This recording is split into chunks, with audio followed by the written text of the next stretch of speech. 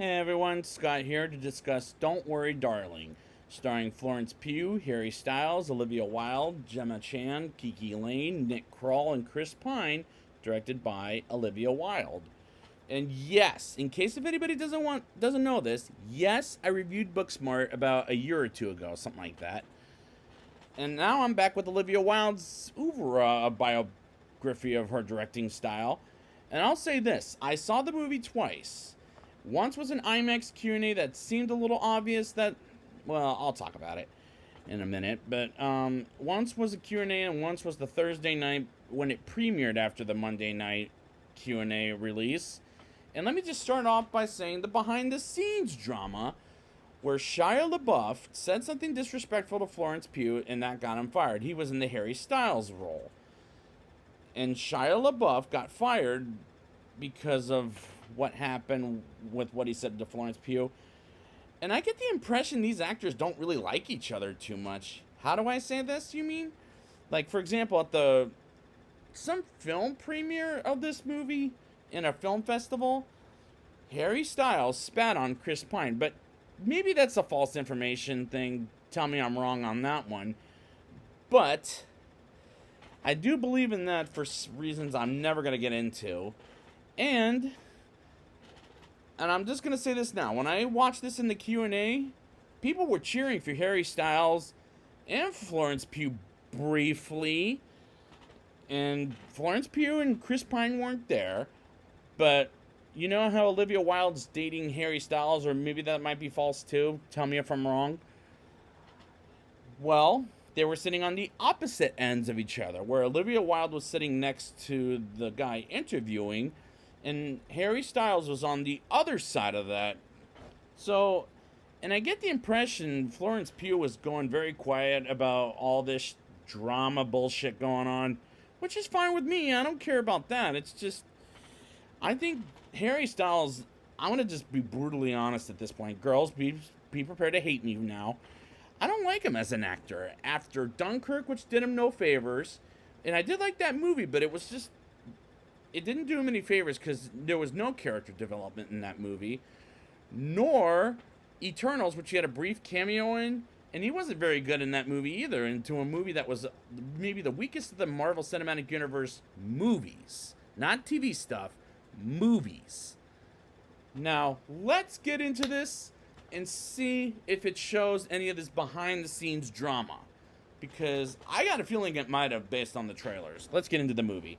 The movie opens with Alice, played by Florence Pugh, playing a game with Bunny, played by the movie's director, Olivia Wilde, and Peg with a glass of champagne on their head without dropping the champagne, which seems to be dangerous if they drop the glass while their husbands are there watching. And the next scene, you know, Alice's husband, Jack Chambers, played by Harry Styles, drives and does roundabouts in the middle of the desert, as it's set like a 1950s world in the middle of the desert, as Alice and Jack are completely in love, and that didn't come off very believable in my opinion on screen. And I get the impression the actors don't really like each other at all. I could be wrong about that, but as they have to act against each other, and it shows as Florence Pugh wasn't at the IMAX Q&A, and neither was Chris Pine, like I brought up before, as Harry Styles did spit on him, from what I'm believing for reasons I'm not going to explain, at the film festival premiere. And Harry Styles is dating Olivia Wilde in real life, and they were sitting on the opposite ends of each other at the Q&A, and the girls that was in my audience for the first viewing cheered when Harry Styles and somewhat Florence Pugh were on screen together, and nobody else, which made me think they're mostly here for Harry Styles. And I'm going to be honest, brutally honest, as much as I hate to say this, he's not very good in this movie, like I said before. While Dunkirk, he didn't matter like any of the characters in that movie. In Eternals, where he was a cameo in that movie, and so is the first movie where he's supposed to matter. But unfortunately, I don't like him in this movie, as he comes off like a douchebag, honestly. And we hear a plane taking off and makes the room shake, which was fucking weird. As he goes to work and Jack flips off another guy whom I'm guessing is in the group of mutual friends they hang out with, as they go to work together while the housewives, including Alice, stays home and cleans the house around and makes dinner for the husbands. which is realistic back in the 50s, sure, but again in the 1950s. And I do like the setup with the cinematography as it looks good, and I like how Ms. Wilde shot the movie, and it looks good in my opinion, while at dance class led by Shelley, played by Gemma Chan, who's married to Chris Pine's character, who I'll get to a little later. They meet Violet, who's new in town, and the way they look at her was just awkward, like, I'm going to rip something off of you, which did feel a little weird to me.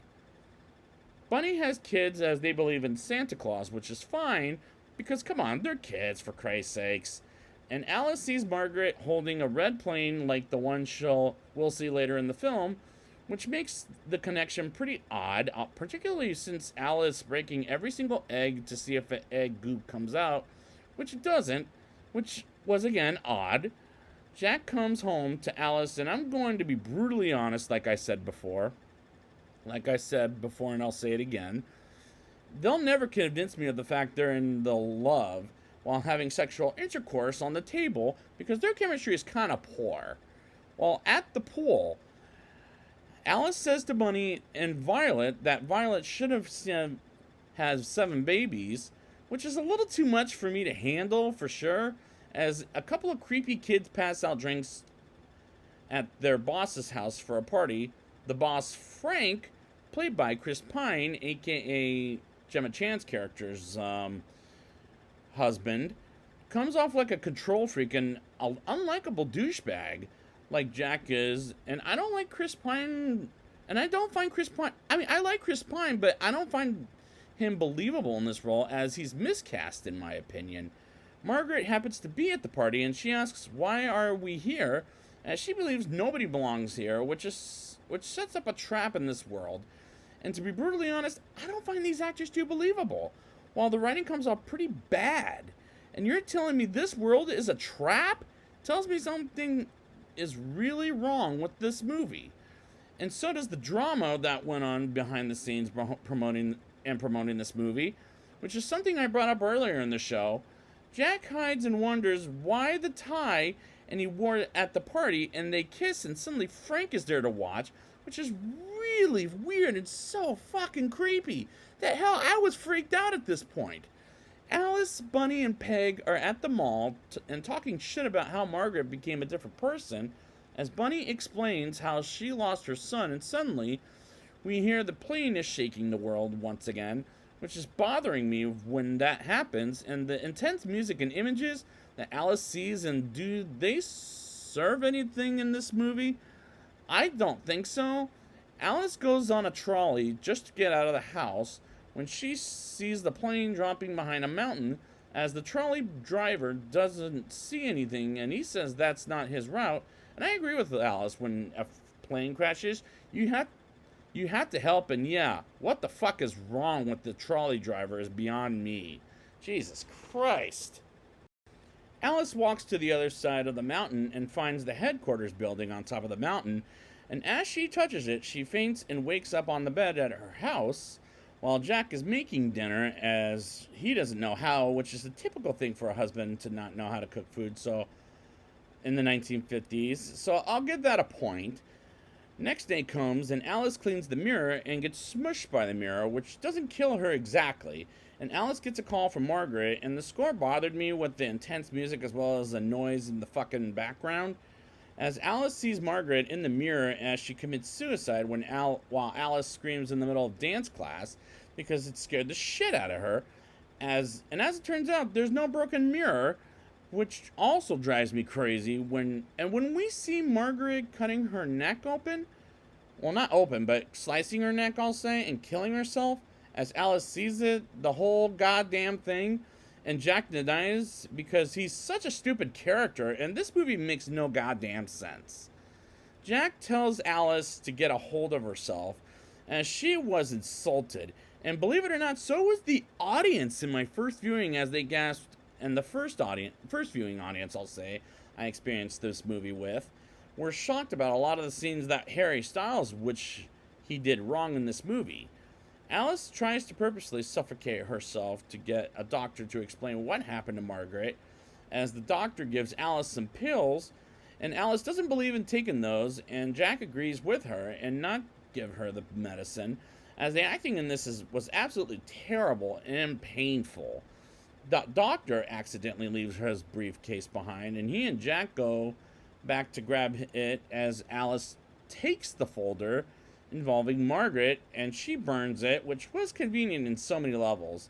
Alice takes a bath and sees them that seems strange for damn sure, and weirdly, Jack tells Alice, let's have a baby, to think about it, as we get a promotion party for Jack, led by Frank, and Frank calls Jack after a few minutes of a few characters having fun with music and dancing, and Frank promotes Jack while Alice is uncomfortable and wants to leave, but he goes on stage anyways to get promoted, and it is an uncomfortable scene in my opinion anyways. Alice runs in the bathroom crying while Jack is dancing and sees Bunny as she comes in and explains what's happening to her off screen, and unfortunately Bunny doesn't believe her, and it shows how much the actors really don't like each other, and it showed at the premiere as well as, but this scene tells me straight off the bat, as Bunny doesn't talk to Alice for a while, and trust me, it shows it on screen. The next night comes quickly, and Jack and Alice have a party with everyone from work, including their wives, except for Bunny, as she believes Alice is crazy. Meanwhile, Alice is getting dinner prepared, as Frank comes in and tells her nobody will believe her, and says he hopes she keeps going, and there she is preparing dinner like a good girl, and it makes me think he's treating her like a fucking dog, as this scene is intense for twisty reasons. Alice purposely sits there where Jack wants going to sit, so she could face him and have an intense conversation that makes everybody hate on Alice, even Jack, who's her husband, for fuck's sakes. While Alice wants to get out of this world, and as they get in the car and are about to leave, Jack gets the guys in the red clothes to capture Alice, which is wrong on so many different levels, as we get flashback of Alice and Jack before any of this shit in this movie happens, with Alice as a doctor coming home from work as a doctor, and Jack is at home because he lost his job, and there's something completely different, as it was absolutely unnecessary.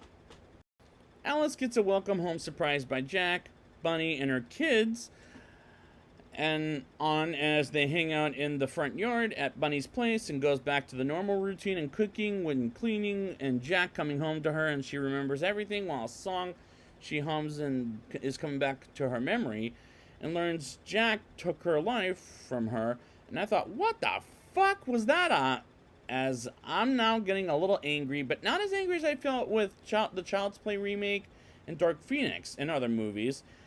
And I gave either a 2 or a 1, as Alice and Jack have an argument that gets to the point Alice stabs Jack, and Bunny comes in and says she chose to be here for her kids, as she tells Alice to get the hell out of there, and she does, and the men in red go after Alice, and the neighbors try to go after her, but the men in red take the neighbors' cars, and they go after Alice while Frank is getting altered, and Shelley, alerted I'll say, and Shelley stabs Frank, and this is the part that really surprised everybody in both viewings, stabbing Frank, telling him it's her turn to rule now, and the red men almost catch up to Alice, but Alice makes a brief stop, so the red men can crash into each other, and Alice gets to the circle of a mountain and gets pulled over by some rocks, and gets out of the car and runs up to headquarters, as the red men almost have her as she touches the window,